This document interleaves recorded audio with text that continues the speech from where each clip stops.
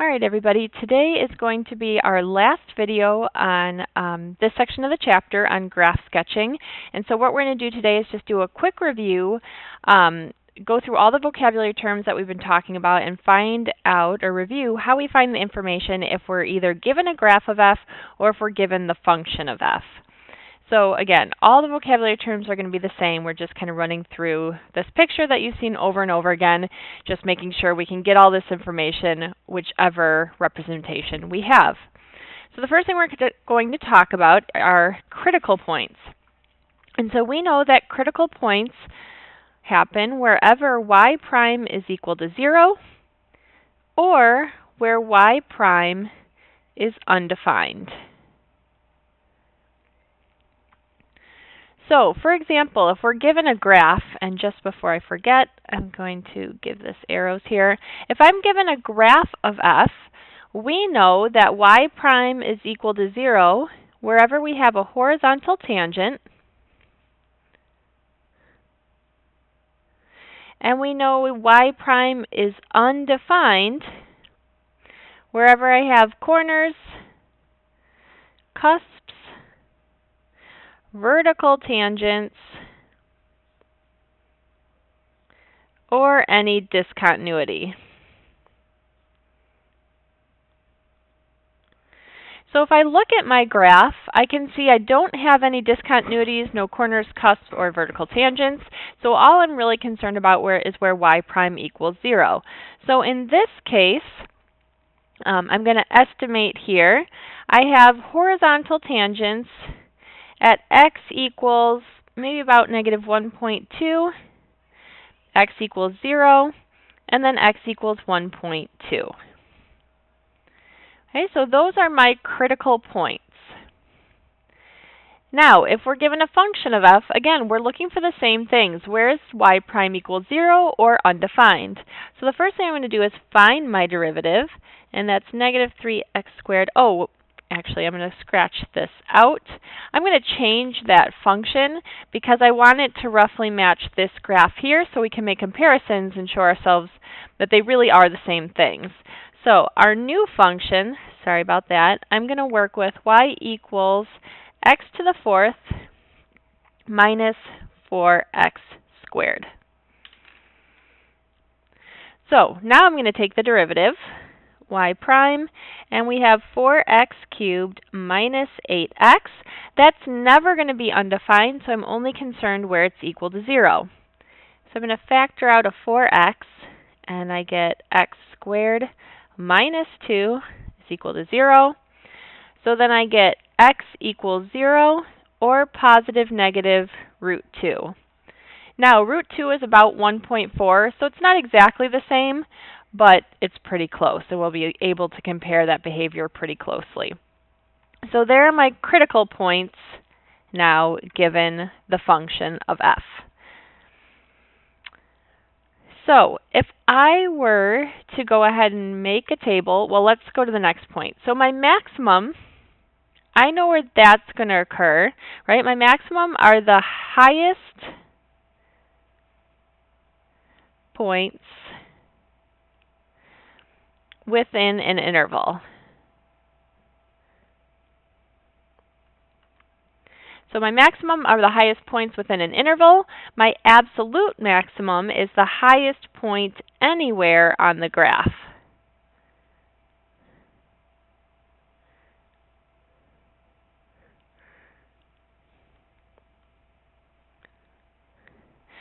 So if I'm looking at my graph here, I have a maximum value here at x equals 0.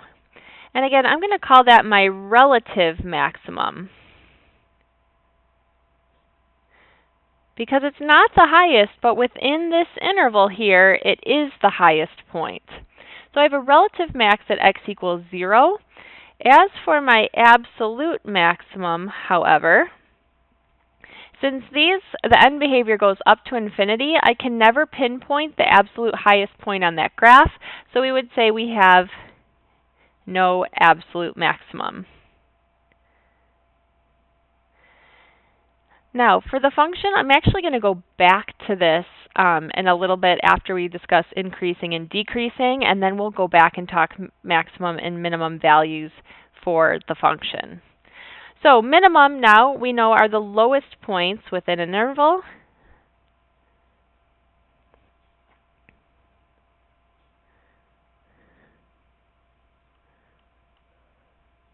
And then our absolute minimum, again, is going to be the lowest point anywhere on the graph. And I guess I should say the lowest points. We could have more than one.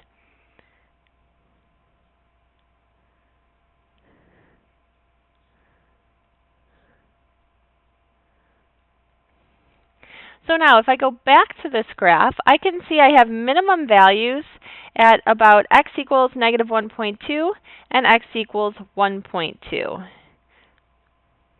So I have my relative minimum, or just minimum values, at x equals positive or negative 1.2. But in this case, those are also my absolute minimum values, because those are the lowest values that we take on anywhere. And since they both have the same y value, they are both going to be our absolute minimum values. Okay, so again, we'll come back to maxes and mins given the function in just a minute here. So I'm going to flip over, and we're going to look at increasing and decreasing. Okay, and again, before I forget, I'm going to go ahead and change this function. And we had x to the fourth minus 4x squared. And so now for increasing, we know we're increasing wherever the derivative y prime is greater than or equal to 0. Right? And we always use closed intervals for increasing. Okay, and we know this is where f, I guess I should say y, our function, let's say graph of y, is uphill or has a positive slope.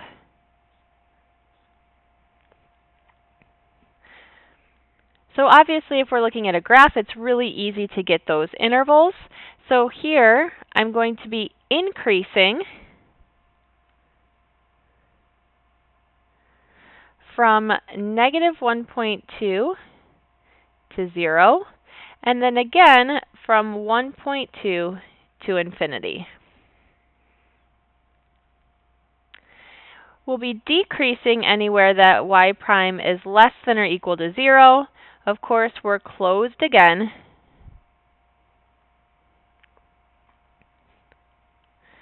Okay, and we know we're decreasing where the graph of y is downhill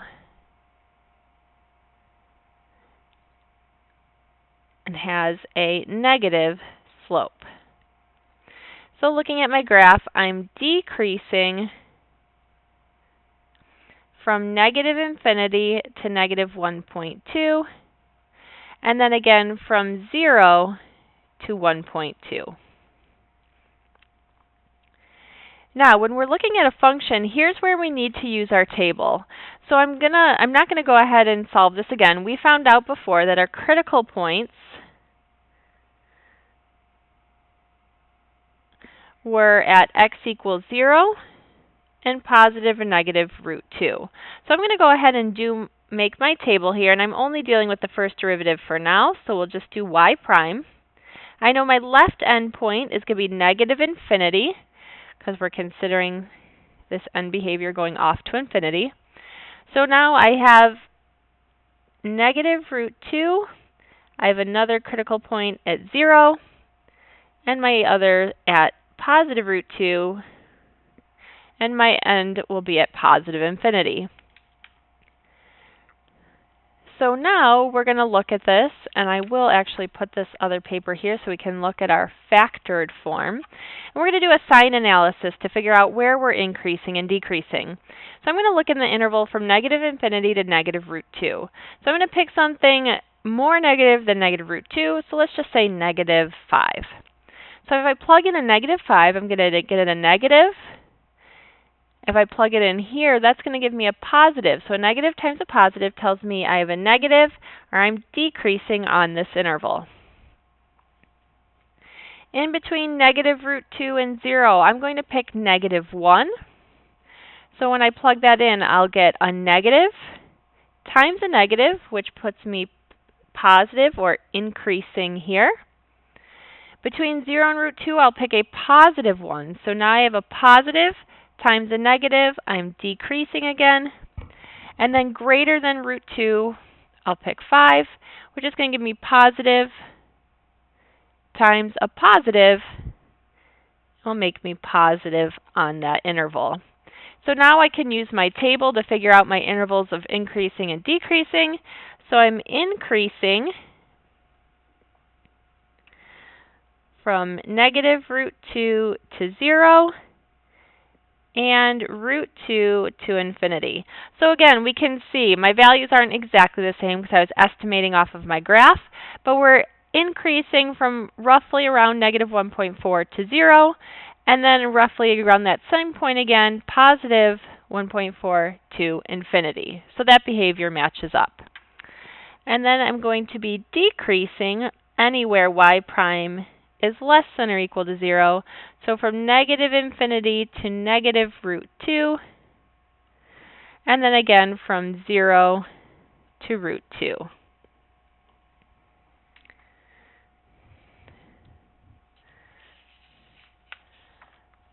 Now, that piece is also going to help me go back here and talk about my maximum and minimum values. So, I know, looking here, that my graph is going to do something like this. And I'll scooch over here so I have a little bit of space. I'm going to start off downhill, then uphill, and then downhill and uphill again. So, when I'm talking about a relative max, I'm talking about any place that the derivative changes from positive to negative. And so I'm going to make a note of that back here, and I know I'm flipping around on you guys a bit, so I apologize for that. So for my max, I'm looking for places where y prime changes from positive to negative. So if I look back at my table, I can see that I change from positive to negative at x equals 0. Now, looking at my end behavior, again, I can tell that I'm going off to infinity at either end, so I'm going to have no absolute max. So that's none. Now, on the other hand, at a minimum value, I know that's where y prime is changing from negative to positive. So I'm going to go back here and add that. My minima is where places where y prime changes from negative to positive. And so going back here, I see that happens from negative to positive. So this is relative minimum. Happens negative to positive at x equals negative root 2. And then from negative to positive again at positive root 2. And so now my question, looking at the function, is do I have any absolute minimum values? And so to do that, what we would need to do is actually go back to our values here of negative root 2 and root 2 and plug them in to actually be able to compare those y values. So I'm going to squeeze this in here. So if I plug in negative root 2 to the fourth, that's going to give me 4. And then I'm going to subtract 4 times negative root 2 squared. So negative root 2 squared is 2. So I'm going to have 4 minus 4 times 2. 4 minus 8 is going to give me negative 4. So I know that's my y value. And then I'm going to do my other relative minimum value is root 2. But now I'm going to get the same answer because I have even powers. So I can see those both have the same y value. So that means I'm going to have two values for absolute minimum, x equals negative root 2 and root 2. And again, this corresponds with what we found from the graph. So now we're going to work with the second derivative and talk about concavity. Again, concave up now, and I'm going to switch to green for the heck of it. Concave up is where y double prime is greater than 0. These we use open intervals. And we know concave up looks like a cup. It would hold water. Concave down is where y double prime is less than 0. Again, it's open, and we say this is like a frown. And then our points of inflection are points where y double prime is equal to 0, or it's undefined. So we need to check that, but we also need to be sure that the concavity has to change for a point to be a point of inflection.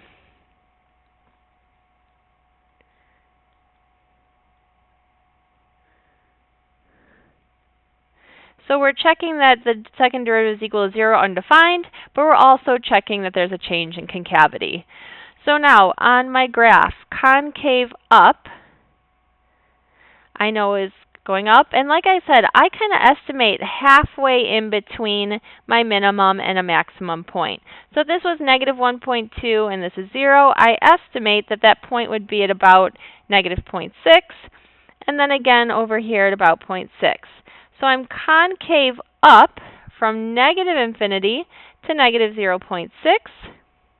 And I'm going to be concave up again from 0.6 to infinity. I'm concave down in between those 2 points. And so now, since I have changes of inflection at negative 0.6 and 0.6, or I have changes in concavity, excuse me, my points of inflection occur at x equals 0.6 and 0.6. So now for our function, that just means we're going to look at our second derivative. So we know y prime, oops, before I forget, I need to change this, x to the fourth minus 4x squared. So let's move this down. So y prime was 4x cubed minus 8x. And so now y double prime is 12x squared minus 8. And we're looking for where that's equal to 0 because it's never going to be undefined. So if I factor out, let's see, a 4, I get 3x squared minus 2 is equal to 0. And so x, it's not a very pretty number, but we're going to get positive negative square root of 2/3. And if I check, just because I'm expecting this to be somewhat like I got from my graph, square root of 2/3 is about 0.8, so I'm pretty close to what I have here. So now we would make our table, and we're looking at y double prime. Again, at my left endpoint, I'm going to have negative infinity. I have negative root 2/3,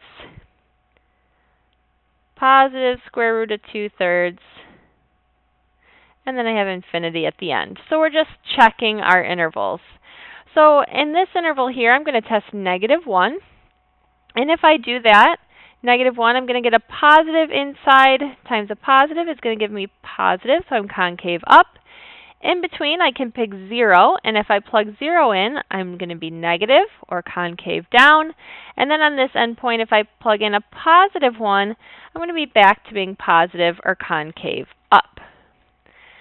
So now if I look at my table, concave up, I'm from negative infinity to negative root 2/3.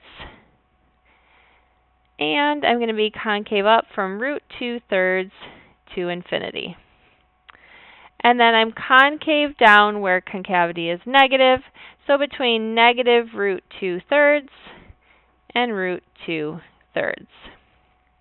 So I know that's long for a review video, but I just wanted to make sure we had all those down, whether we're looking from a graph or an equation. That's it for today.